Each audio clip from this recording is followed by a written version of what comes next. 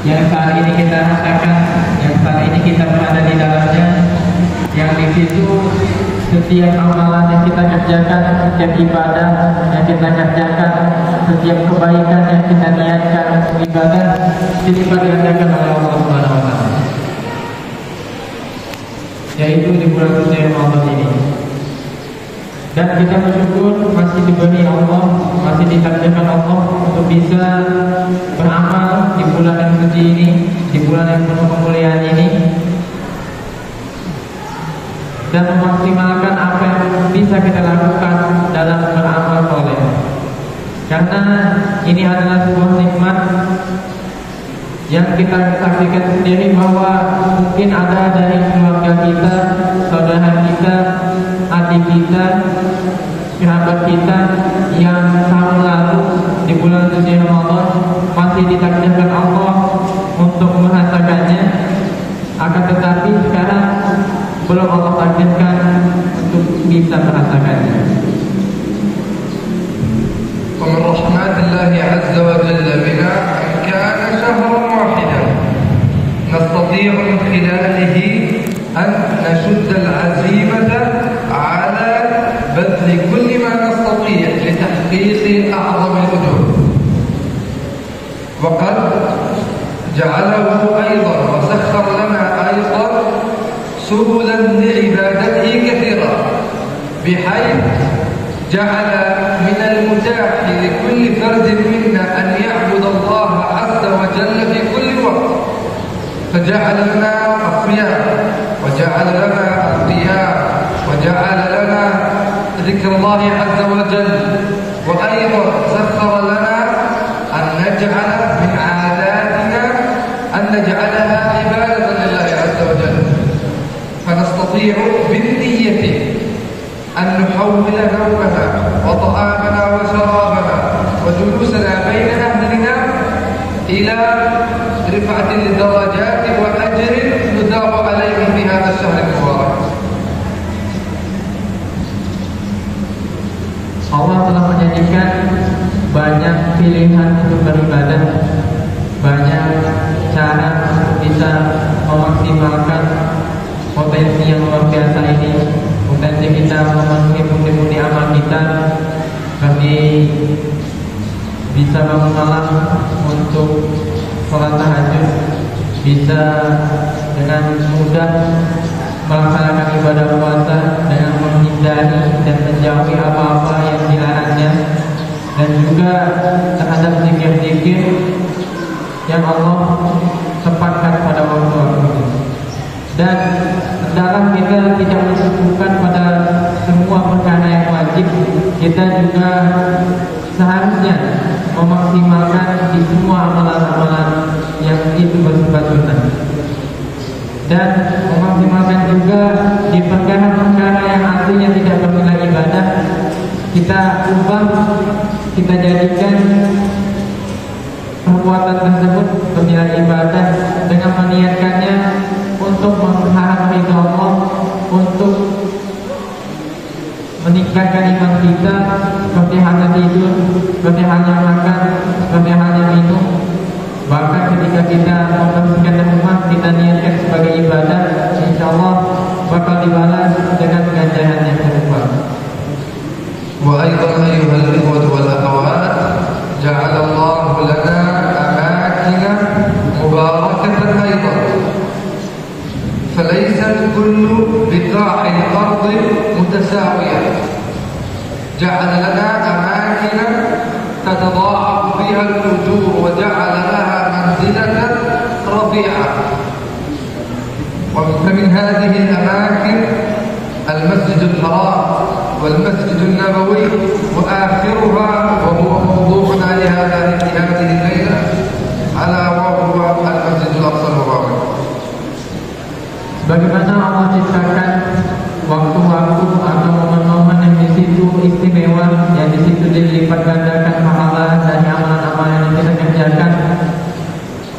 Juga ada tempat-tempat yang memiliki keistimewaan serupa, yang tidak sama satu sama lain. yaitu Masjidil Haram, Masjidil Aqsa, dan Masjid Nabawi. Yang Masjidil Haram dan Masjid Nabawi ini tentunya memiliki perbandingan yang berbeda ketika kita sholat di dalamnya, apalagi Masjidil Aqsa yang keagungannya luar biasa. ولكن إن الله عز وجل قد أحيانا في زمان إحدى هذه البيوت الثلاثة العظيمة قد تم احتلالها وإخراجها من أيدي المسلمين، ألا وهو المسجد الأقصى المبارك بيت المقدس. فوجب على كل فرد منا أن يسعى بكل ما يستطيع لتحرير هذا البيت. فهذا البيت هو الذي كان القبلة الأولى لنبينا محمد صلى الله عليه وسلم، فقد توجه إليه بالصلاة قبل أن يتوجه إلى المسجد الحرام.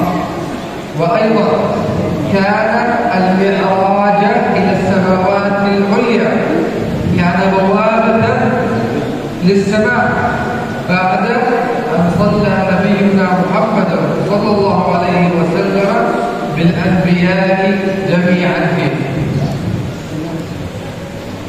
Lalu dewasa ini Allah telah memberikan kesempatan yang besar bagi kita semua, kesempatan yang ketika kita mengambil Tuhan di situ mendapati ganjaran yang sama besarnya atau mungkin lebih besar dengan mengeluarkan tenaga yang tidak begitu besar. Di Baitul Maqdis ini kita memiliki kewajiban dan tanggung jawab untuk bisa menjaganya dari kekeraman para penjajah. Kita bisa mengambil Tuhan untuk bisa membebaskannya, untuk bisa membuatnya menjadi tempat yang aman untuk saudara-saudara kita, bahkan kita suatu kelak bakal di sana bisa beribadah dari sana. فجميعنا أيها الإخوة لديه القدرة على أن يكون له سهم في تحرير المسجد الأقصى. لكل منا مهام مختلفة عن غيره، ولكن هنالك بعض الأمور المشتركة التي وجب علينا بذل كل ما نستطيع من خلالها لتحرير المسجد الأقصى.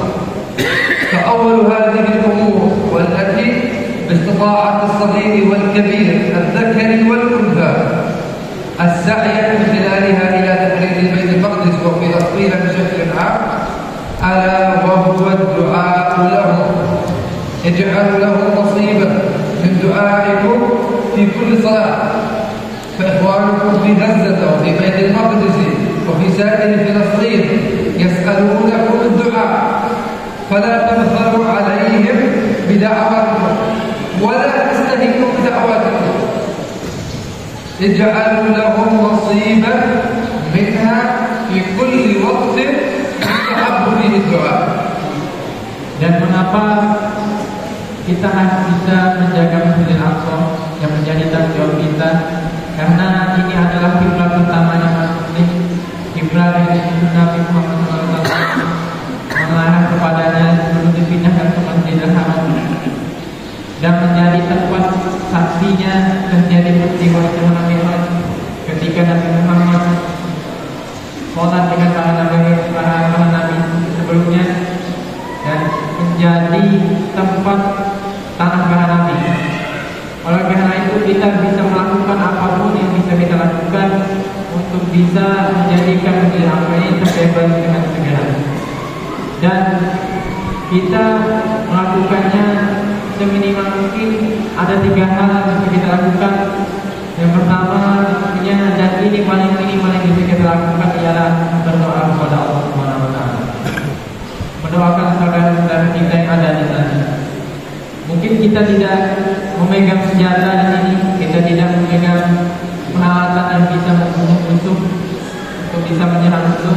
Akan tetapi kita bisa menjadikan doa ini menjadi salah satu anak panah yang bisa mengalahkan para musuh Allah, yang bisa menjadikan kita berkontribusi besar dalam terbebasnya Palestina secara umum dan Baitul Maqdis secara khusus.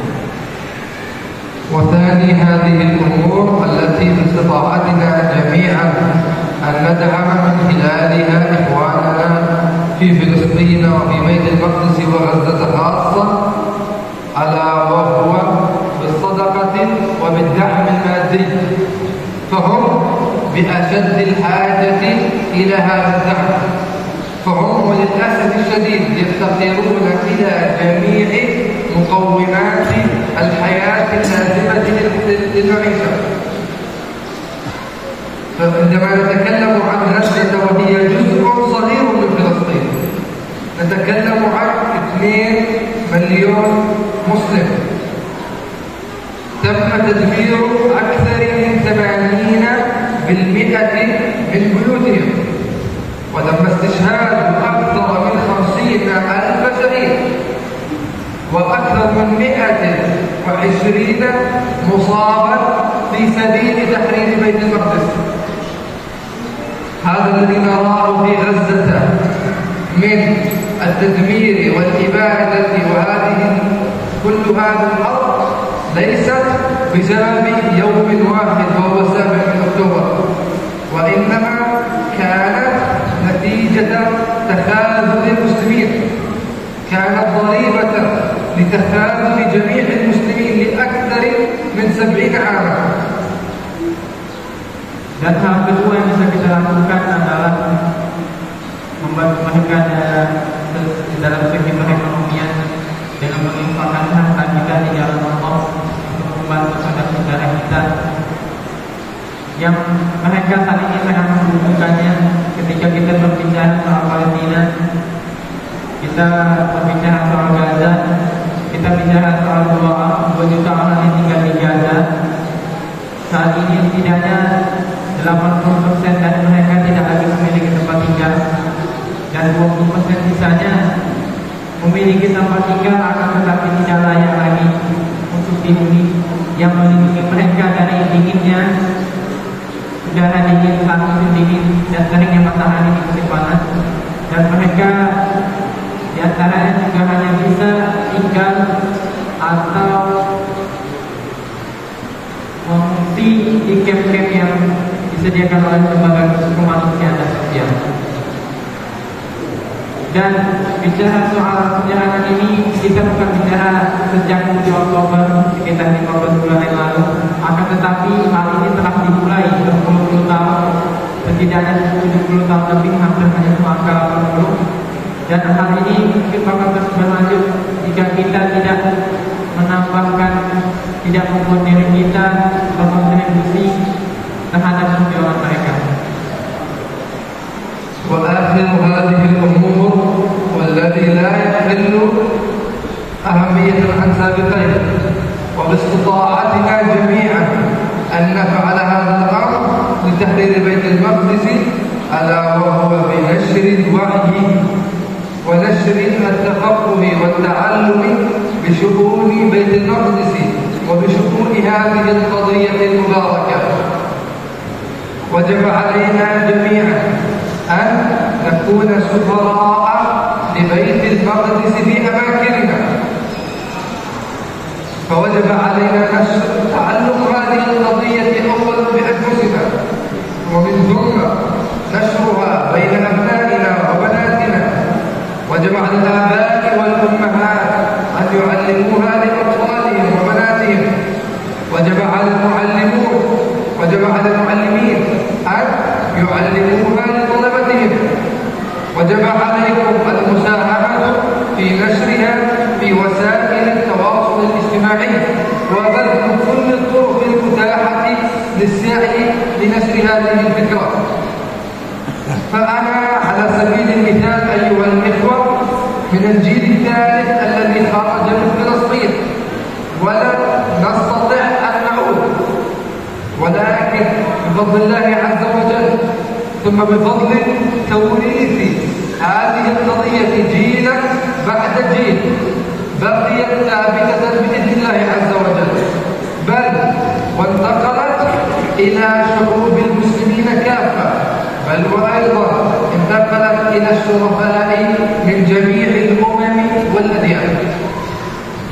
Lalu hal-hal yang bisa kita lakukan untuk membantu saudara-saudara kita di Palestina dan tidak kalah penting dari dua sebelumnya, dan hal ini juga menjadi dasar dua hal yang sebelumnya tadi terlaksana, yaitu dengan meningkatkan kesadaran kita, dengan memperluas wawasan kita untuk menambah ilmu kita apapun yang berkaitan dengan Palestina dan apapun yang berkaitan dengan Masjid Al-Aqsa. Dan kita selayaknya harus menjadi duta untuk Palestina di setiap lingkungan kita. Kita memiliki kewajiban terhadap diri masing-masing untuk menambah pengetahuan tentang Palestina ini, lalu memiliki kewajiban juga untuk menyebarkannya dimanapun kita berada.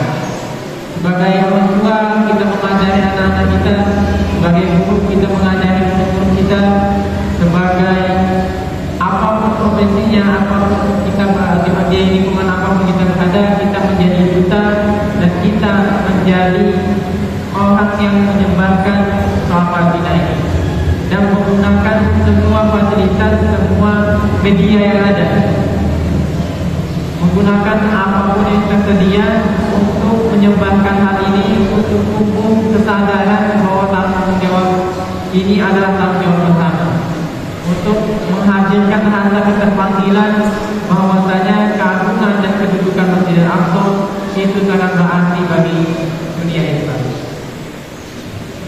وفي الختام نقول جزاكم الله خيرا على كل ما قدمتم وتبرأتم به لأهلنا في غزة.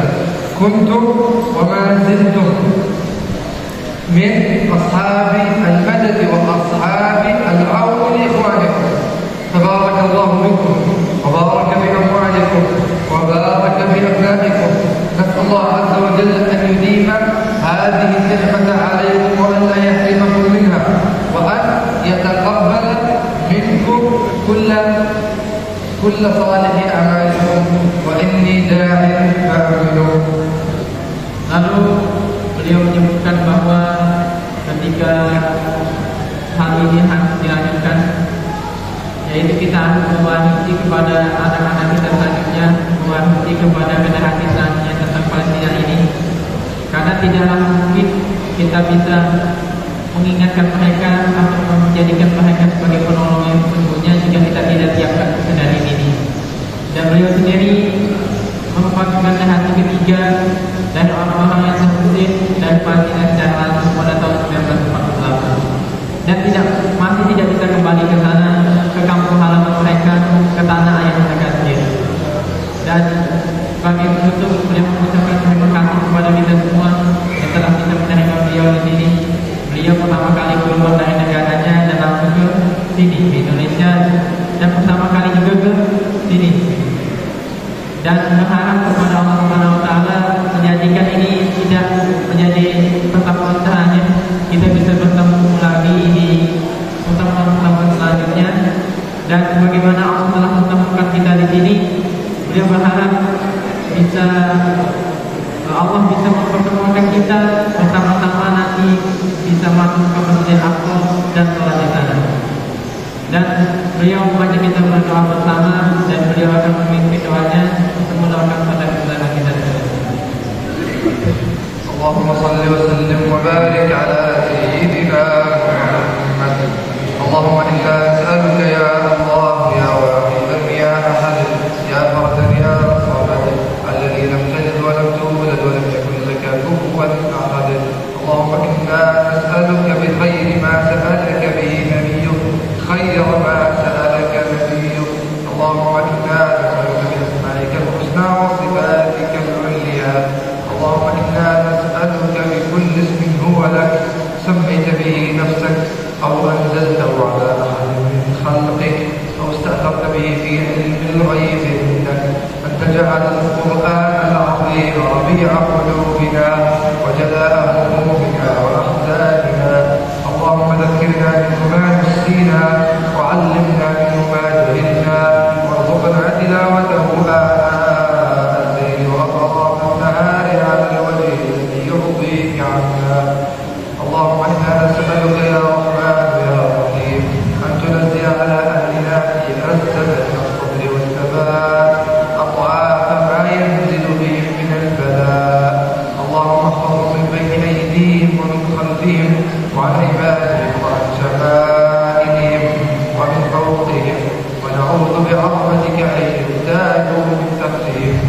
اللهم احفظ عليهم دينهم، اللهم احفظ عليهم دينهم، اللهم احفظ عليهم دينهم وأموالهم وأولادهم وأعراضهم، واحفظهم بحفظك يا خير الحافظين. اللهم أرحمهم من جوع وآمنهم من خوف، اللهم أرحمهم من جوع وآمنهم من خوف. اللهم عليك بمن تآمر عليهم، اللهم عليك بمن تآمر عليهم فإنهم لا يعجزونك. اللهم دبر لأهلنا فإنهم لا يحسنون التدبير، والطف اللهم بهم فيما جرت به المقادير، ودبر لهم فإنهم لا يحسنون التدبير. اللهم ارحمهم، اللهم عافهم، اللهم اعف عنهم، اللهم اكفر يتيمهم وداوي جرحاهم وتقبل شهداءهم.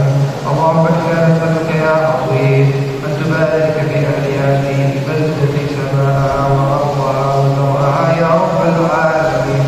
اللهم أدم عليهم صحتهم وعافيتهم في طاعتك، اللهم أدم عليهم صحتهم وعافيتهم في طاعتك، واجعلهم منارة للإسلام والمسلمين. وآخر دعوانا الحمد لله رب العالمين، والصلاة والسلام على أشرف الخلق والمرسلين سيدنا محمد وعلى آله وصحبه أجمعين. بارك الله بكم، والسلام عليكم ورحمة الله وبركاته.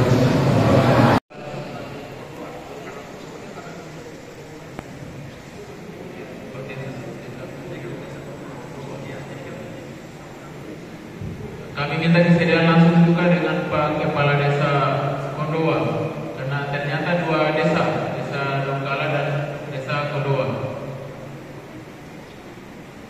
Kami persilakan Pak Kepala Desa Kondoa. Tim dari KNLP menyiapkan 2 salur. Inisial ini sebagai cenderamata dari Syekh yang akan dikalungkan langsung kepada perwakilan dari 2 desa, Desa Donggala dan Desa